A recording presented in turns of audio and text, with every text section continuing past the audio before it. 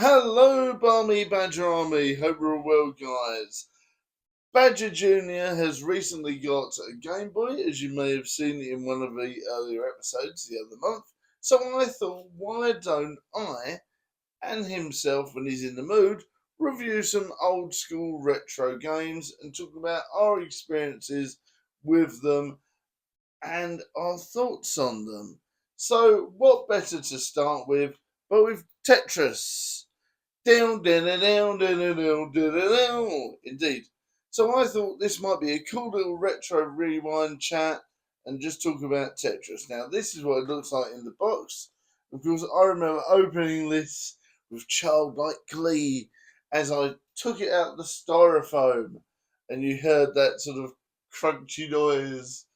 And, the Game Boy, it was like something out of, I don't know really, it was like the best present I ever got. There's like something out of like, oh, like in Pulp Fiction when they open the box, there's all gold there. That's what it was like when I opened up the Game Boy for the first time. And I think many generations have still had that thought and still have that feeling. You know, I didn't really get that much as a kid. And when I did, I was so blessed because I got some really cool stuff. And, I'm really proud that my parents, saved hard and worked hard to help me get those bits because having that Game Boy was a very expensive present back then. And, I was so lucky, really, you know. Right, here we go. So let's have a little look at Tetris and get out the box. Here we go. Badger Jr. has played this a fair bit. I quite like it. This is still valued for about £10, When you go to like buy it in a retro store, even without a box or anything, it's about a tenner. I don't know how much a boxed Tetris is because obviously I've not actually seen a boxed Tetris out in the wild for a while, so I don't know. But I'm interested to see how much a boxed Tetris is worth and not a loose one. Like I said, this is about a tenner. So, yeah, let's talk about my memories with this game. I remember opening it up. I remember playing it. You see that Nintendo, and then it goes ding, and you go, "Wow, this is fantastic!" And you think, "Oh, what's going to happen next?" And then you instantly get burst into the, down, down, down, down, down, down, down, down, down, down, down, down, down, down, and then you think, "Oh, yeah, this is cool. Oh, this is going to be easy, isn't it?" No, it's not. It's going to be one of the most infuriating games you ever play. And it's going to drive you nuts because there's only so many ways that each block will connect, and you have to then learn which ones are the best, which one goes into the best, which ones are best to make the four, which ones are best to make the one line, which ones are best to make the two lines and three lines, etc., and how to get the best combos and how to clear everything, so you end up with an empty arrangement on the field, and it's mad. There's so many different quirks. I mean, a lot of people didn't even know that you get a split second, a tiny split second, to when it drops and falls, you can move it quick. Not everyone knows that because there is ways that you can sort of go dunk and then slide it really quick, and that drives me mad because if you forget that little, it's not really a cheat, but it is in a way. If you don't know that, it makes the game a lot harder. And yeah, there's all these different things that I remember playing Tetris for a good year because my mum and dad couldn't afford to get a new game with it. So I had the Game Boy and I had Tetris, and I must have had like the Tetris game for a good year. I think I waited till obviously I got the Game Boy one year, and then I think I waited till my birthday or that to get another game and Christmas. So I had Tetris for a good year just playing Tetris. And my goodness me, I was not bored, believe it or not. I was not bored. So I really enjoyed Tetris and I sort of, learnt all the ins and outs of all the games and all the different bits and pieces you could do and researched it quite a bit because obviously if it was the only game I was going to have for a while, I made the most of it. I think the second game I had was Mario Land after that. But yeah, so I really appreciated Tetris for what it was and really enjoyed it on the system. And, I was never really a puzzle gamer. So it's quite bizarre that one of my first games was a very intensive puzzle game, and it's probably the only puzzle game I really like because I was sort of, I had to like it.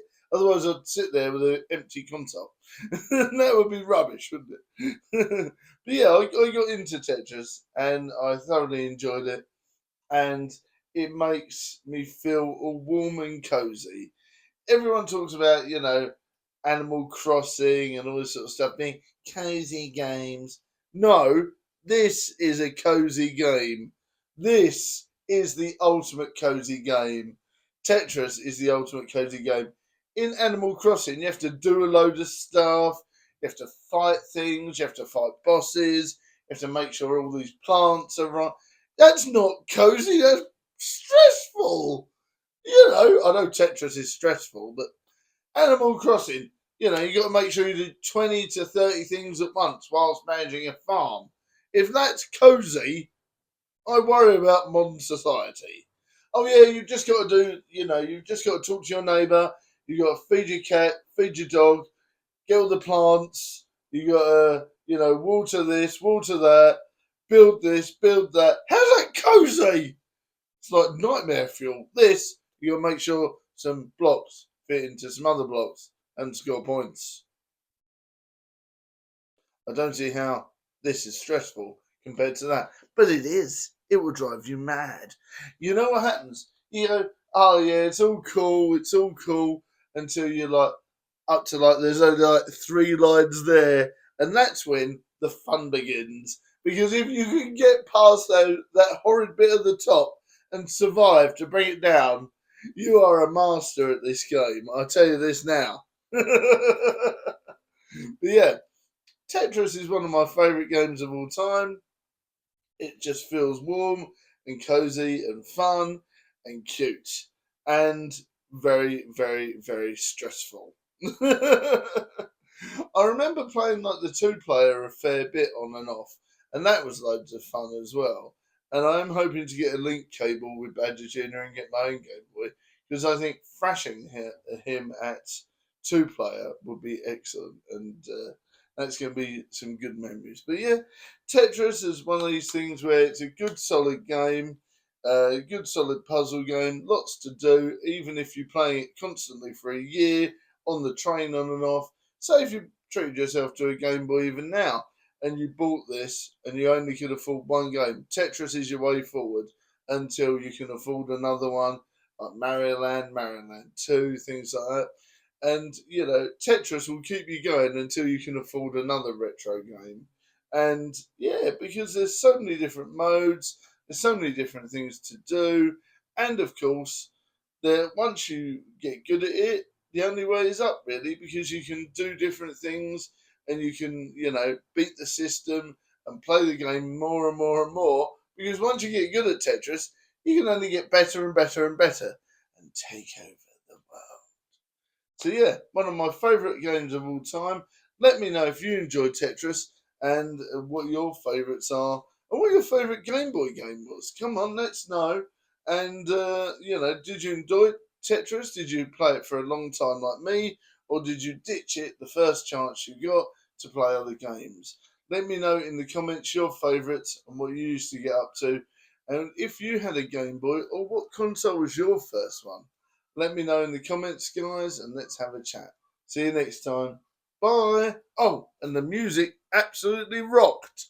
So I'm going to give Tetris 10 out of 10. One of my favourite games of all time. See you next time, guys. Bye.